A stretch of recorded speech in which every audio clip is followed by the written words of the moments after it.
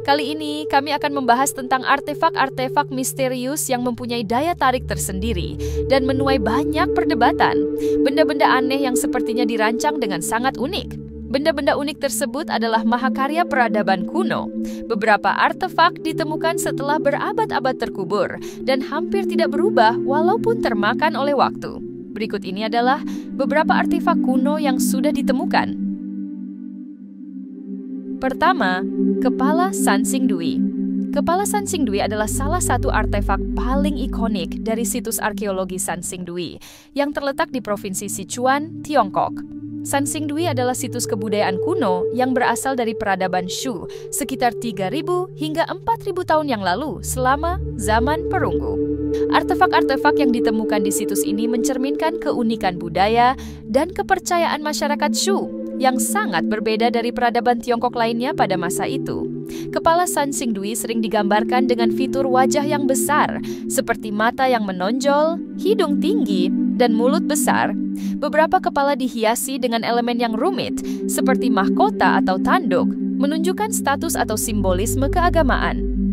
Kebanyakan kepala terbuat dari perunggu, menunjukkan teknologi pengecoran logam yang sangat maju pada zaman itu.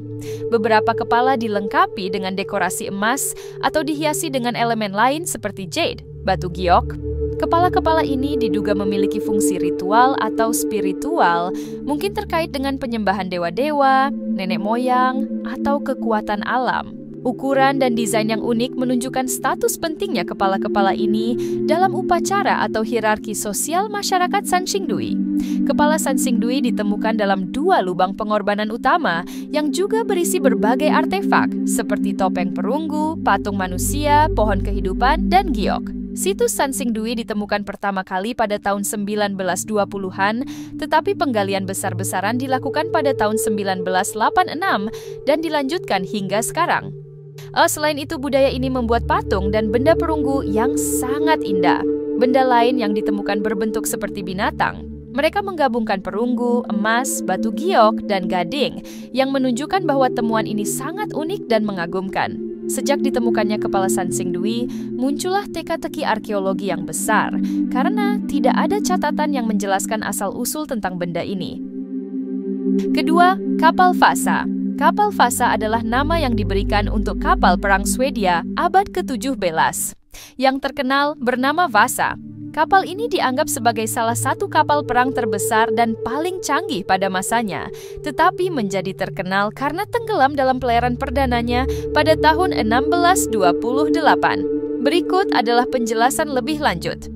Kapal ini dibangun atas perintah Raja Swedia, Gustavus Adolphus, yang ingin menunjukkan kekuatan militer Swedia selama perang 30 tahun di Eropa. Kapal ini dirancang untuk menjadi simbol kekuatan maritim Swedia. Kapal Vasa memiliki panjang sekitar 69 meter, dilengkapi dengan 2 dek meriam, dan membawa lebih dari 60 meriam berat. Kapal ini sangat besar dan indah, dihiasi dengan ukiran kayu yang rumit dan penuh warna. Tenggelamnya kapal Vasa pada 10 Agustus 1628, Vasa memulai pelayaran perdananya dari Stockholm. Namun, angin kencang menyebabkan kapal miring, dan karena desainnya yang tidak seimbang, berat di bagian atas, air masuk melalui jendela meriam. Dalam waktu kurang dari 20 menit, Vasa tenggelam di pelabuhan Stockholm, hanya berlayar sejauh sekitar 1.300 meter. Ditemukan kembali pada tahun 1956, kapal Vasa ditemukan kembali oleh Anders Franzén, seorang insinyur Swedia. Kapal ini berhasil diangkat ke permukaan pada tahun 1961. Setelah lebih dari 300 tahun di dasar laut, kapal ini sekarang dipajang di Museum Vasa, Vasamuseet, di Stockholm, Swedia. Museum ini menjadi salah satu atraksi wisata paling populer di Swedia, menampilkan kapal yang diawetkan dengan sangat baik dan artefak dari kapal tersebut. Makna sejarah Vasa adalah simbol penting dari sejarah maritim Swedia. Meskipun dianggap sebagai kegagalan pada masanya, kapal ini sekarang menjadi sumber informasi yang berharga tentang teknologi kapal abad ke-17, kehidupan di Swedia pada masa itu, dan keahlian pelestarian modern. Ketiga, patung El Obeid. Patung El Obeid adalah salah satu artefak bersejarah yang ditemukan di wilayah Mesopotamia, khususnya dari periode El Obeid, yaitu salah satu fase penting dalam sejarah perkembangan peradaban Mesopotamia. Periode El Obeid berlangsung sekitar 6.500 hingga 3.800 sebelum Masehi, menjelang periode Uruk. Artefak ini menggambarkan kehidupan sosial, keagamaan, dan budaya masyarakat pada masa itu. Patung-patung ini biasanya terbuat dari tanah liat, batu, atau bahan-bahan alami lainnya yang tersedia di wilayah tersebut. Beberapa patung El Obeid memiliki fitur yang khas, seperti tubuh manusia dengan proporsi tidak biasa dan ekspresi wajah yang seringkali simbolis, bukan realistis. Patung-patung ini diduga digunakan untuk tujuan religius atau ritual, seperti pemujaan dewa-dewa atau perlambangan kesuburan. Banyak patung dari periode El Obeid memiliki dekorasi geometris yang dilukis atau diukir, mencerminkan gaya seni pada masa itu. Salah satu jenis patung terkenal dari periode ini adalah figur manusia yang sering memiliki ciri fisik yang aneh, seperti tubuh memanjang atau kepala besar yang diduga mewakili simbolisme spiritual. Penemuan patung-patung ini memberikan wawasan penting tentang kehidupan dan kepercayaan masyarakat Mesopotamia awal, yang kemudian menjadi dasar bagi perkembangan budaya dan peradaban besar di wilayah itu. Keempat, naskah atau manuskrip Voynich. Manuskrip Voynich adalah naskah misterius yang ditemukan pada awal abad ke-20 dan hingga kini belum berhasil diterjemahkan atau dipahami sepenuhnya. Naskah ini dinamai dari Wilfrid Voynich, seorang pedagang buku antik yang menemukannya pada tahun 1912. Manuskrip ini ditulis dalam bahasa atau sistem tulisan yang tidak dikenal.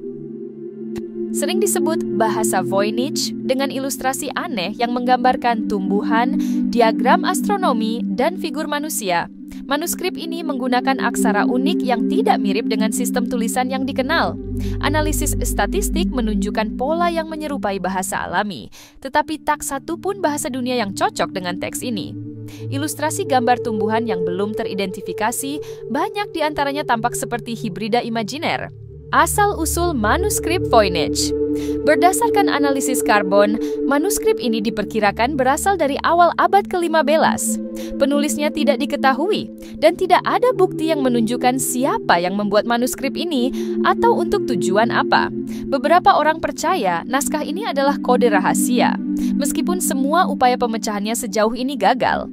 Ada teori bahwa manuskrip ini sengaja dibuat sebagai karya seni atau lelucon intelektual.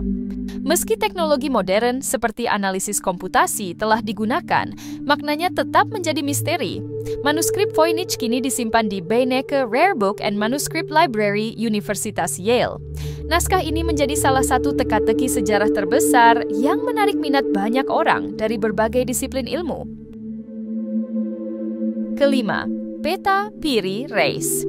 Peta Piri Reis adalah peta dunia kuno yang dibuat pada tahun 1513 oleh seorang pelaut dan kartografer Ottoman bernama Piri Reis. Peta ini dianggap sebagai salah satu peta paling menakjubkan dari era eksplorasi karena tingkat detailnya yang luar biasa dan keberadaan elemen-elemen yang dianggap tidak lazim untuk zamannya.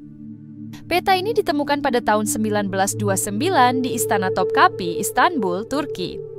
Piri Reis membuat peta ini berdasarkan berbagai sumber, termasuk peta Yunani kuno, peta dari zaman Alexander Agung, peta Arab, dan peta dari pelaut Portugis serta Spanyol. Ia juga mengaku menggunakan data dari perjalanan Christopher Columbus. Ciri-ciri utama peta Piri Reis yang kita miliki saat ini hanya mencakup bagian barat dunia, termasuk pantai Afrika Barat, Eropa, dan Amerika Selatan. Peta ini menunjukkan garis pantai dengan akurasi yang mengejutkan. Peta digambar di atas kulit gazel yang membuatnya lebih awet hingga saat ini.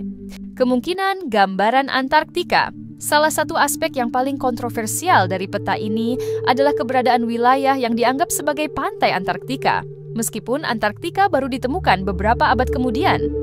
Geografis yang luar biasa. Peta ini menunjukkan detail geografis yang dianggap maju untuk zamannya, seperti penggambaran garis pantai yang menyerupai peta modern. Beberapa ahli berpendapat bahwa peta ini menggambarkan Antarktika tanpa es, sesuatu yang menurut sebagian teori hanya mungkin diketahui sebelum zaman es terakhir. Ada spekulasi bahwa peta ini didasarkan pada peta-peta kuno yang hilang dari peradaban maju sebelumnya, meskipun klaim ini tidak memiliki bukti kuat. Peta Piri Reis adalah bukti kemampuan navigasi dan kartografi di era Ottoman. Peta ini menjadi bahan kajian di berbagai disiplin ilmu, termasuk sejarah, geografi, dan bahkan teori konspirasi yang membahas kemungkinan keberadaan peradaban kuno dengan teknologi maju. Peta ini bukan hanya sebuah artefak sejarah, tetapi juga simbol misteri dan ketertarikan manusia terhadap pengetahuan dunia kuno. Keenam, tengkorak berbentuk aneh. Tengkorak ini ditemukan di beberapa budaya kuno, seperti di Amerika Selatan, Afrika, Eropa, dan Asia. Ini melibatkan manipulasi tengkorak anak-anak melalui penggunaan papan, perban, atau alat-alat tertentu. Dalam lukisan dinding ini, Anda dapat melihat Putri Akhenaten dan Nefertiti, Raja Mesir, yang telah melalui proses tersebut untuk menunjukkan status sosial mereka. Dalam budaya ini, deformasi tengkorak diyakini memberikan kualitas khusus, seperti kecerdasan yang lebih besar atau hubungan yang lebih dekat dengan leluhur atau Tuhan mereka. Ketujuh, kerangka Atacama.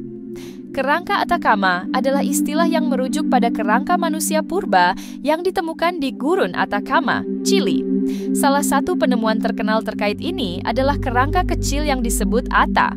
Ditemukan pada tahun 2003 di daerah La Noria, sebuah kota tambang yang telah lama ditinggalkan.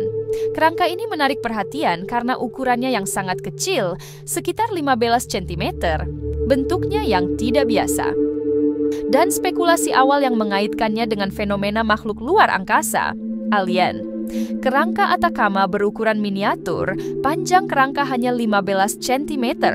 Bentuk kepala yang memanjang, rongga mata besar, dan jumlah tulang rusuk yang berbeda dari manusia normal, hanya 10 pasang dibandingkan dengan manusia normal yang memiliki 12 pasang. Kerangka ini terawetkan dengan sangat baik, mengingat kondisi ekstrem di Gurun Atacama yang kering. Pada tahun 2018, tim peneliti melakukan analisis DNA terhadap kerangka ini. Hasilnya menunjukkan bahwa Ata adalah manusia, tetapi memiliki mutasi genetik yang langka yang memengaruhi perkembangan tulang dan tubuh. Identitas genetik Ata adalah seorang manusia perempuan yang berasal dari penduduk setempat di wilayah Atacama. Mutasi pada gen-gen tertentu menyebabkan kondisi seperti dwarfisme. Dwarfisme adalah pertumbuhan tubuh yang tidak normal dan deformitas tulang. Meskipun sempat dikaitkan dengan teori alien, penelitian ilmiah memastikan bahwa kerangka Atacama adalah manusia dengan kelainan genetik yang sangat langka. Penemuan ini menyoroti pentingnya pendekatan ilmiah dalam mempelajari artefak dan sisa-sisa sejarah manusia, terlepas dari spekulasi awal yang sensasional. Dan itulah beberapa artefak yang bisa kami jelaskan. Semoga kalian terhibur dan menambah wawasan kalian. Jika suka video ini, jangan lupa like dan subscribe. Sampai jumpa di video selanjutnya.